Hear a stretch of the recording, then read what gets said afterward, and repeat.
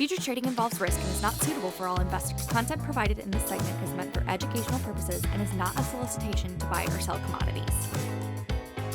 Hello and welcome to another edition of the Grain Feed, brought to you by Ever.Ag. This is your weekly news feed for all things grain and all things feed. Each week, we bring you updates on the markets with unique perspectives from an amazing team of analysts with the intention of helping dairy and livestock producers manage their risk. I'm your host, Jim Matthews, reporting from Chicago on what is a lovely spring day. It's a nice night for baseball, that's for sure. Nice night for baseball.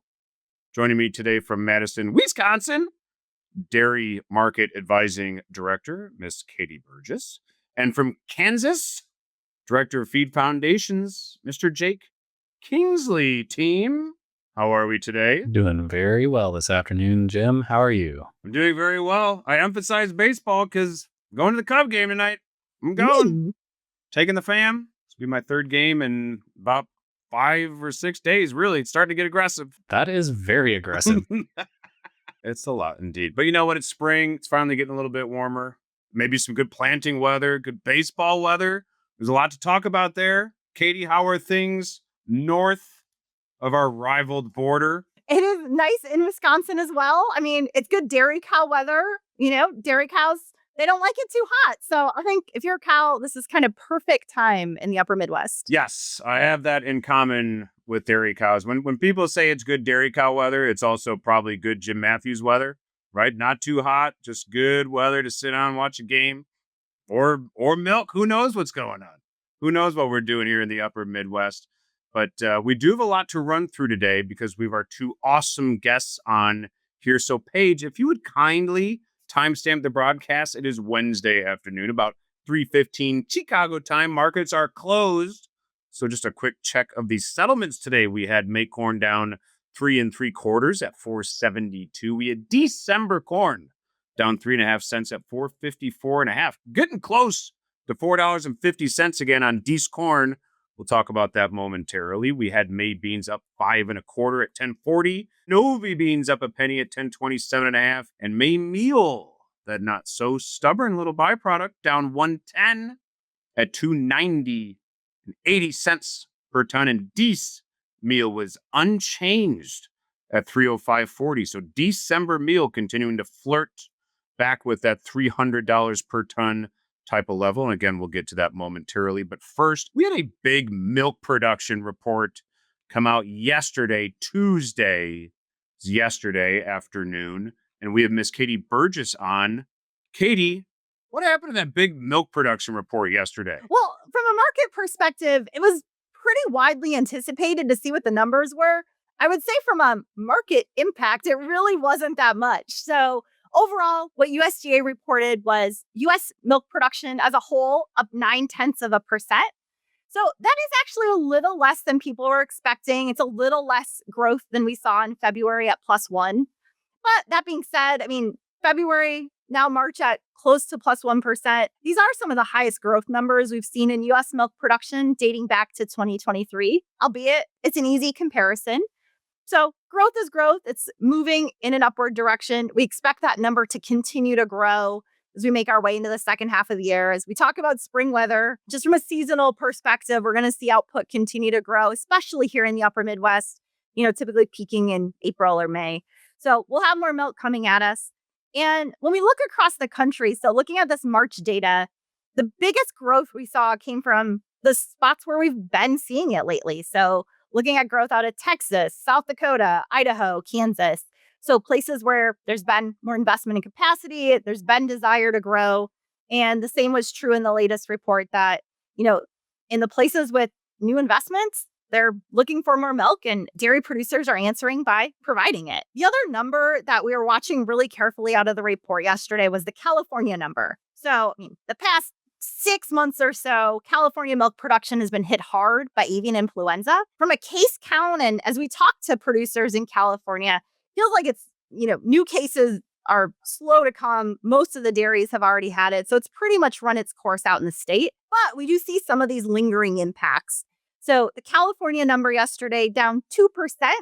So again, that's still a negative number compared to last year. But compared to the numbers out of California the past 6 months, that is showing signs of improvement out there. And again, we believe that's going to continue that as, it continues to work its way out of the system. The cows are bouncing back. And we expect that California milk number to get better as we make our way here into 2025 as well. Also, looking at cow numbers in the report, always watching that number carefully. In March, cow numbers increased in the US, but based on some revisions of the February data, the report actually had total cow numbers lower than what they had reported last month. So that cow number is going to be important to watch. Dairy cow culling has been very soft this year. So year to date, culling down 7% compared to last year, down 17% from the 5-year average. And so right now, just given that where margins are based on dairy producers, heifers are expensive. So producers are holding on to cows and keeping them around to get some of those dairy beef cross calves out of them, which are providing good revenue back to the dairy. Okay, sounds good, Katie. And Katie, you noted that this was a somewhat anticipated number coming from this report. And you also noted that, hey, growth is growth. But as we look at the milk market, we've also had some growth, if you will, in terms of price elevation, kind of continues to trend higher, knock on wood for all of our dairy producers out there. But we have this somewhat anticipated report, and yet markets continuing to trend in this direction. What's your take on the milk market? Yeah, so from a milk futures perspective, for dairy producers who are out there looking to manage risk, we are looking at some of the best class 3 and even class 4 prices that we've seen all month. And so some of that was, I think we didn't see a blowout in the milk production report yesterday. It was just kind of steady as it goes. So that helped provide a bit of support to the markets today. I'd also say, milk markets really carefully watching the trade situation. So as I mentioned, it's the highest prices we've had this month. And so because of that, it was early in the month is when all the trade and tariff news came out. As we're working through that, it seems like from a dairy perspective, China is really the hotspot right now. And we don't send that much dairy export product to China outside of the whey market. And even today, as the news is changing by the hour, it feels like on what's going to happen with trade and tariffs. But from that perspective, even a little bit more news about can we come to some sort of deal or is there some rollback in tariffs with China? Even the whey market today is up a little bit. So all of that, I think as a dairy producer, if you're looking to manage risk, I would take a really close look at these levels because they are the best that we've seen in some time. This market has the potential to be volatile. Another thing we're watching on the fundamental side is we'll get a cold storage report here on Thursday afternoon this week. So people waiting to see that one as well. I think specifically there is how much butter did we put in inventory because we've had really cheap cream lately. So watching, waiting, but I would say if you're looking for opportunities to manage price risk, maybe buy some DRP or LGM for the second half of the year, how prices have rebounded over the past week or so, it should really have you go out there and take a look at it. Okay, excellent, Katie. Thank you very much for that. We love to hear opportunities on the grain feed. And like you said, we've seen some opportunities as of late in the milk markets. When the market does give us an opportunity, make sure we jump on that opportunity, especially given where feed prices have now gone over the last at least few days on corn and have been somewhat under pressure as of late on meals. So perhaps an opportunity to step in just from your overall farm margins for the dairy as well. But Jake, let's talk about that feed side, if you don't mind. If we could borrow some of your time from your basement jungle. What are you seeing, Jake, on the feed market? Because we often are looking at the corn and meal side of the story when we're talking about the bulk of any given ration. But I think you've been focused a bit on the cotton market over the last few weeks. We brought it up on the show over the past few weeks as well, especially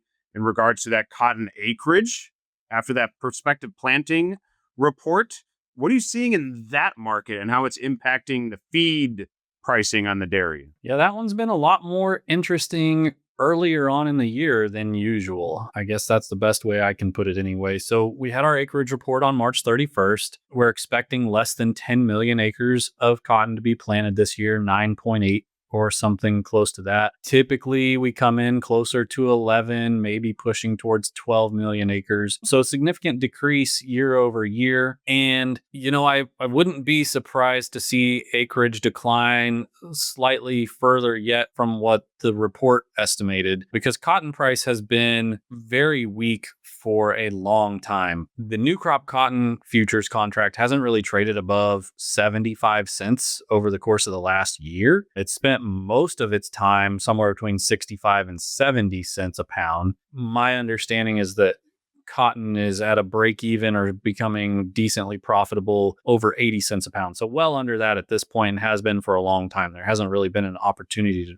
to market anything at a profit. And so with a decline in acres and the insurability of this crop being lackluster as well, we're talking about pretty strong prices for the remainder of this crop year through this fall until we get another crop. And then very likely, unless we see some tremendous improvement in yield expectations come to fruition, very likely that we see firm cotton seed and other cotton byproduct prices well into 2026. Inventories are relatively thin. Production is expected to be lean.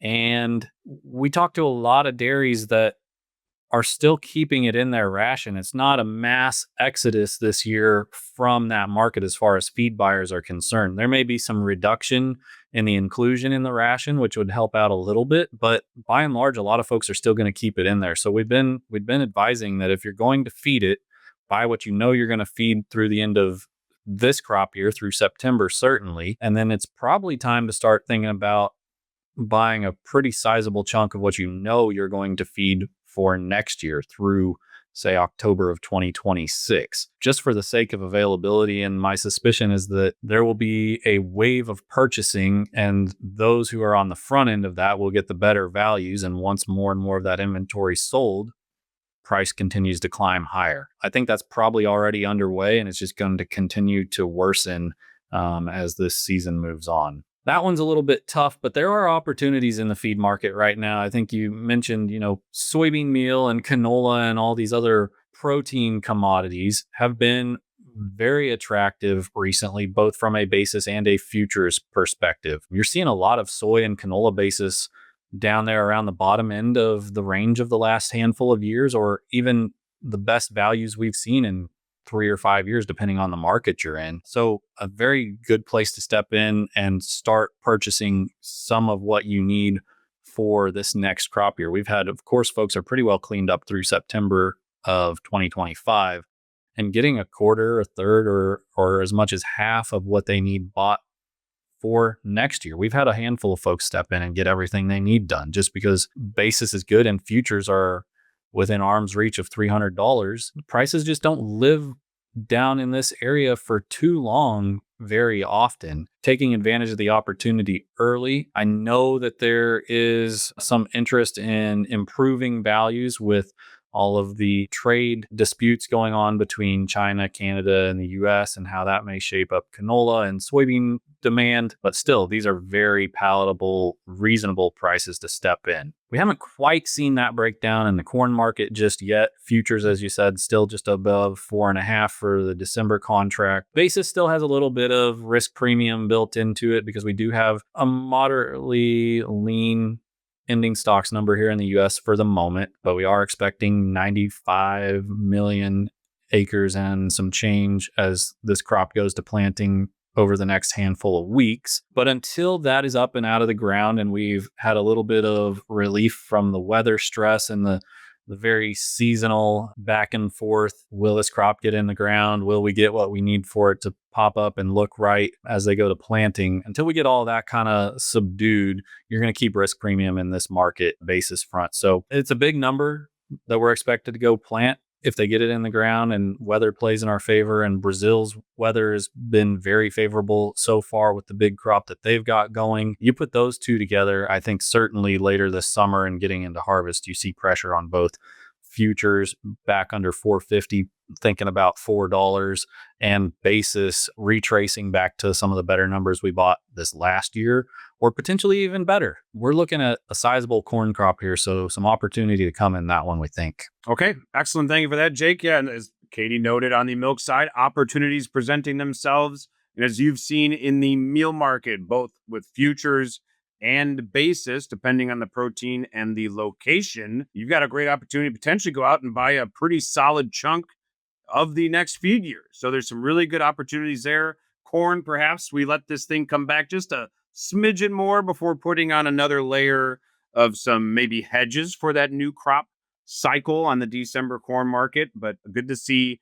each of these commodities come under pressure, especially as you talk about the potential support under the cottonseed market. So we got to keep an eye on all of our rations here as we're looking at the feed market as we move into the second half of this week. So that being said, a huge thanks to Katie Burgess for returning to the show. Katie, great to have you as always. Thanks for having me, Jim. Absolutely. And Jake, of course, thank you so much for your inputs on the feed side, Jake. Thank you for thanking me, Jim. You're very welcome. We'd also like to thank the Ever.Ag Insights crew for their support.